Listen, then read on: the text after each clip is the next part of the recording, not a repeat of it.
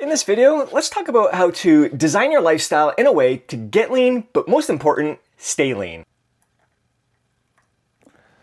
Well, good morning. I do believe that coffee is still good for you as far as I know. I don't think I've seen any negative research as of late. I think the most recent research I saw was talking about the positive benefits in regards to blood flow. Now, there is absolutely no doubt about it. Walking is the simplest thing that you can do to get lean and stay lean. And it's pretty damn easy to work into your day.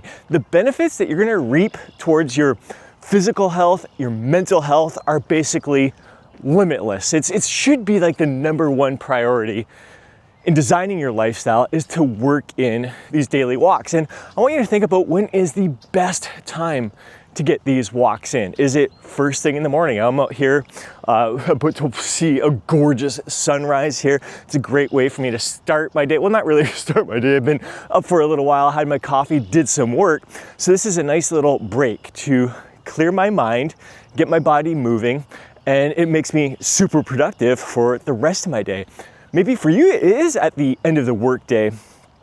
You get done your shift and you just want to declutter your mind before you spend some time with your family. Or maybe it's at the end of the day, you're going to use your walk to calm your mind, calm your body, and really prepare yourself for a deep, restful, peaceful sleep. So think about what is the best way for you to design your lifestyle in a way that makes walking feel effortless. And whether it's walking on the treadmill, if that's your jam, that's freaking awesome. Maybe you like to watch your favorite television program or listen to a podcast or an audiobook. For myself personally, when I started walking 20 years ago, I used to listen to some audio courses. Tony Robbins, Power, I just had it, Personal Power. I listened to that series. There was like so many different CDs at the time. I listened to that, Dax Moy's Magic 100. So I was always educating myself while moving my body, which I thought was awesome. But now I just love I get more out of my walks when I'm just listening to nature all around. I'm catching this gorgeous sunrise over there behind my shoulder. Just soaking this all in. Like, this really grounds me in the moment, makes me feel connected to everything around me, all living things. So it feels absolutely freaking incredible. I mean, this is just gorgeous. So again, for me right now, this is not about burning calories or getting lean or staying lean. It's about living my life to the fullest and really soaking this in. And in addition to walking, I also jog 3 times per week to improve my cardiovascular conditioning, my circulatory health, my mental health as well. I gained so many benefits from jogging. It was something that I didn't do for, a couple of decades there. Whenever I try to get back into it, I go out way too hard, end up injuring myself, whether it's my knees, my ankles, my hips.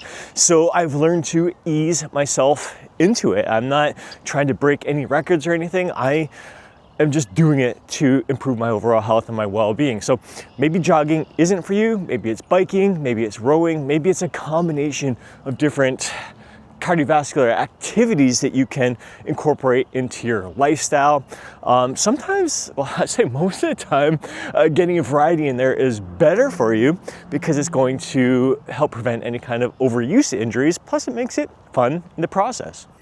Now, there's absolutely no doubt that nutrition is going to play a huge role in whether or not you're able to get lean or stay lean. But I encourage you not to overthink your diet, not to overcomplicate the process. Instead, I want you to focus on keeping it simple, really working with, building upon, improving upon your own natural eating tendencies. So however number of meals per day you feel suits you best, your favorite foods, your favorite meals, just structuring it in a way that feels natural to you, while also focusing on like what are the areas that you feel you can improve upon. Like maybe it's your portion control. Maybe you're consistently going up for seconds when you're not even hungry. And what may be in your best interest is to simply pack those up for leftovers and you can have it for lunch the following day.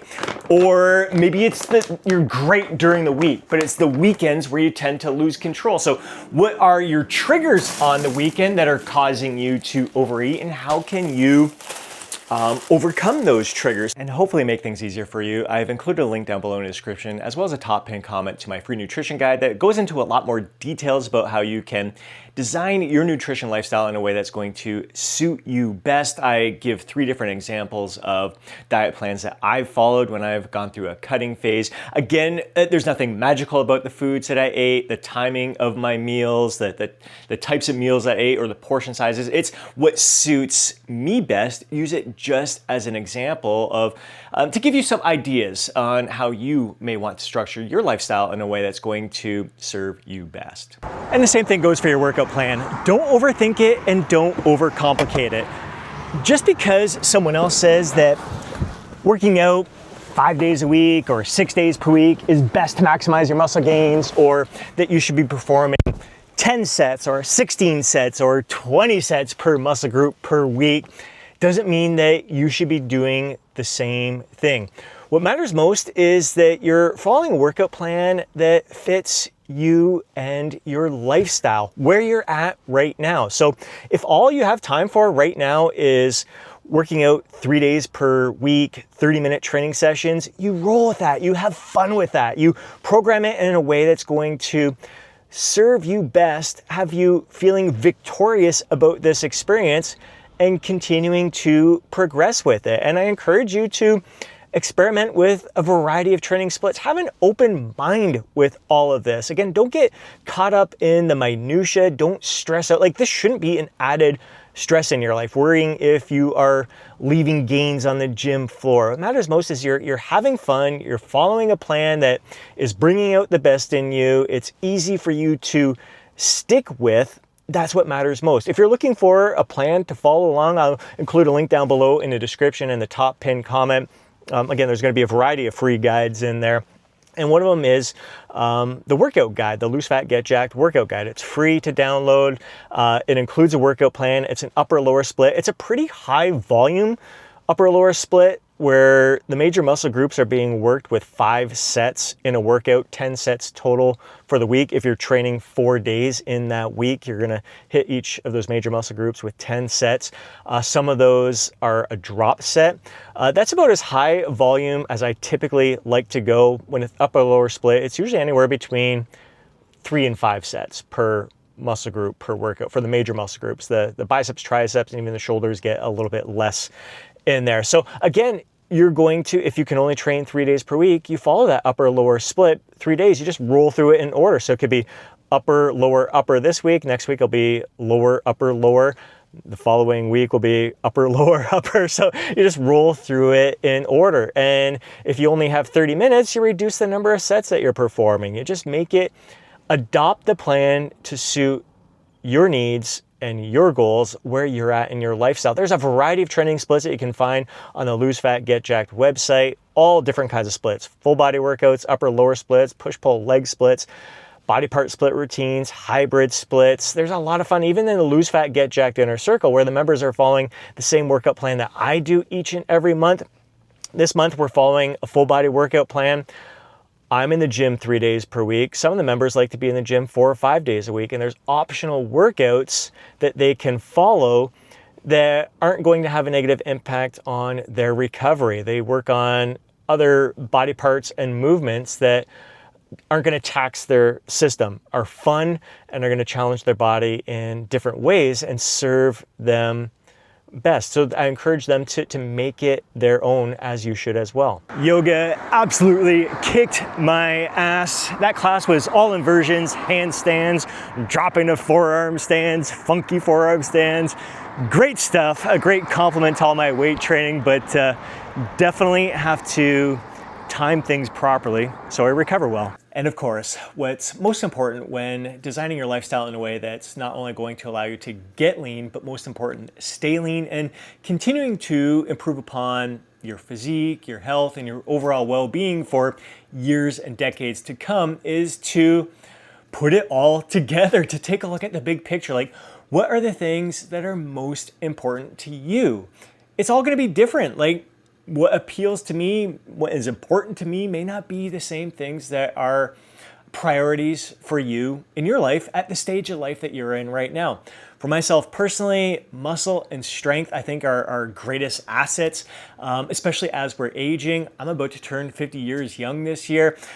So those things are top of mind. I want to make sure that not only am I maximizing my natural genetic muscular potential and strength potential, but maintaining that for years and decades to come once I achieve that potential. My functional strength, my athleticism, my mobility, my flexibility, my balance, my coordination, my cardiovascular health, my circulatory health, like my mindset, like all of these things are incredibly important to me. And trying to fit it all in, it's a bit of a puzzle. You're trying to put all the pieces, fitting them together just right for you, not only for your lifestyle to suit your schedule, but also your recovery abilities there. For myself personally, as soon as I started embracing yoga, doing more of the inversion type practices, the calisthenics, like the handstands, the hand balancing poses, I started cutting back my weight training sessions to 3 days per week to accommodate that, and then recognizing, wow, like 3 days a week of weight training is actually suiting my body best. I'm recovering so much better. I look fuller, less aches and pains, less niggles, all that kind of stuff, less soreness. So that I found suited me best through trial and error there. But I also found that because I was like so hooked on the athletic type stuff and yoga, I was doing a lot of those classes in addition to the weight training and still feeling a little under recovered, like a little bit of the achiness in the joints, especially the shoulders.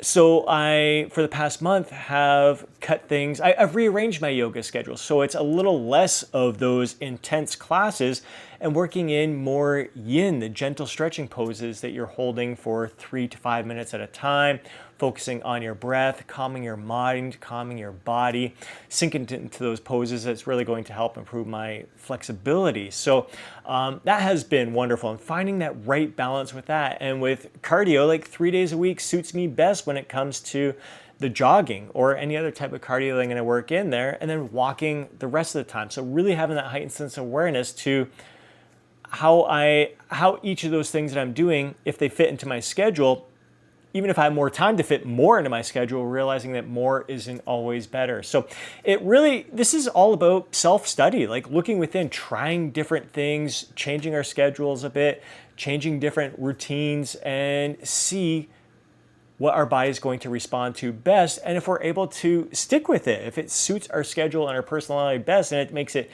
easy and effortless, like there are things that we look forward to doing each and every day, each and every week, then that is a huge victory. And of course, if you've been following my channel for any length of time, you know that sleep is my #1 priority. It affects everything we do. Getting a quality night's sleep each and every night increases my energy. It allows me to perform my best. It improves my mental focus, my mental clarity, so it makes me more productive throughout the day, elevates my mood. It basically allows me to give the best of myself to all that I'm doing throughout the day and everyone I connect with throughout the day. So it's really important for me, because sleep is so important, to have a pretty consistent wind down routine at the end of the day. For myself personally, what that looks like most of the time is doing some journaling, just writing my thoughts down on paper, whatever thoughts pop into my mind. Sometimes it's writing my to-do list for the next day. Sometimes it's just random thoughts. Sometimes it's creative thoughts. Whatever pops in my head, I'm going to jot it down into my journal. And during the warmer months, like we're warming up now, getting outside and enjoying a sunset at the same time, listening to the birds, listening to the lake, the waves washing up, like all that stuff calms me down, calms my mind. Then I come in here and I do some gentle stretching, some yin-like poses, holding each stretch for about 3 to 5 minutes, just really relaxing and allowing myself to sink into these poses. I'm not forcing them. I'm just easing into these stretches. It may be like working my hip flexor and psoas right now. It might be my hips, my glutes, my inner thighs.